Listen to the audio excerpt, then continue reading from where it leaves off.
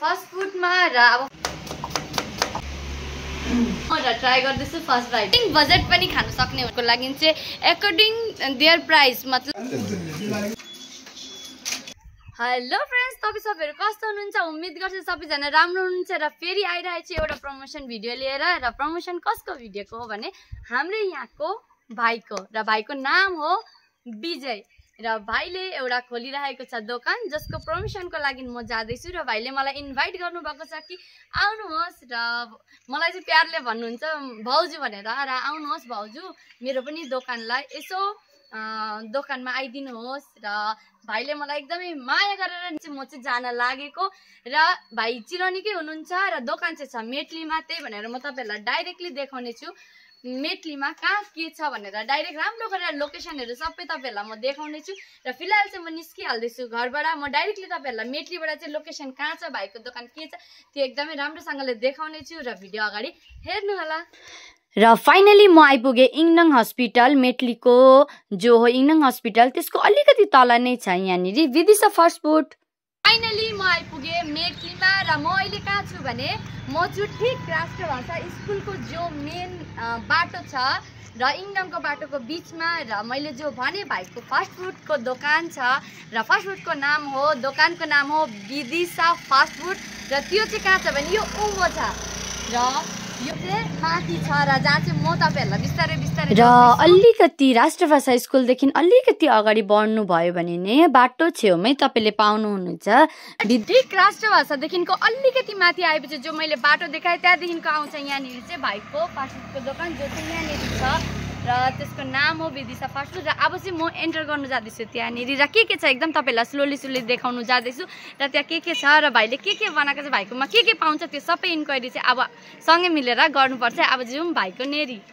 अब फाइनली चाहिँ हाम्रो गाउँको भाइ जसको मैले भने नाम, र भाइको नाम हो विजय माहाली। र भाइको यहाँ फास्ट फुडको दोकानमा म आइरहेको छु। र अब भाइबाटै सुनौँ कि यहाँ के पाइन्छ, किन मलाई थाहा छैन।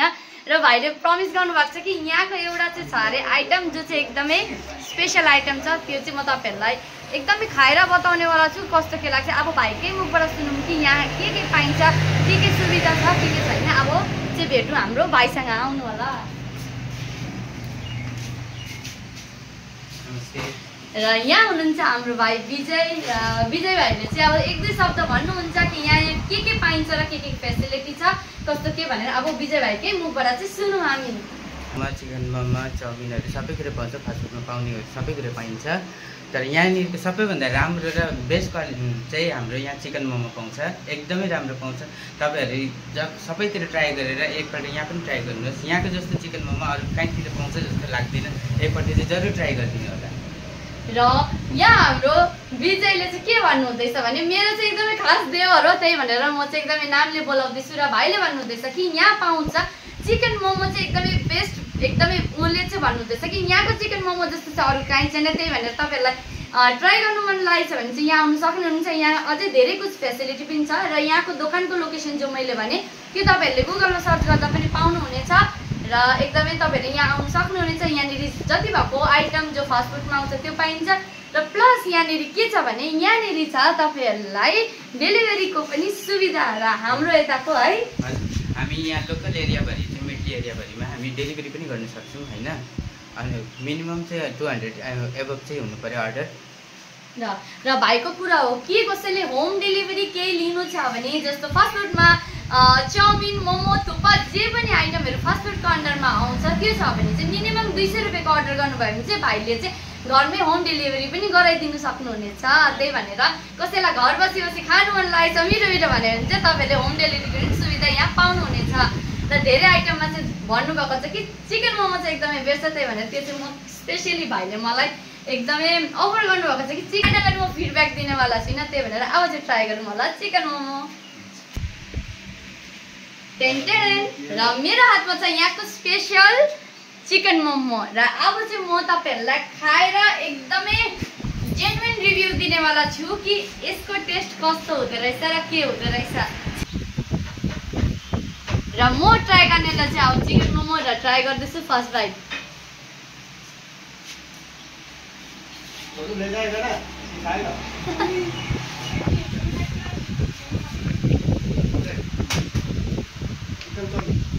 यहाँको भाइले के दावा गर्नुभएको थियो कि मोमोमा चिकनको बाहेक केही पनि छैन र साँच्ची नै मोमोको भित्र चिकनको बाहेक केही नै छैन। फिलिङ एकदम चिकनको छ र टेस्टी चिकन मोमो चाहिँ एकदमै बेस्ट हो। त्यही भनेर चिकन मोमो तपाईँहरूलाई ट्राई गर्नु छ भने चाहिँ यहाँ आउनु सक्नुहुनेछ।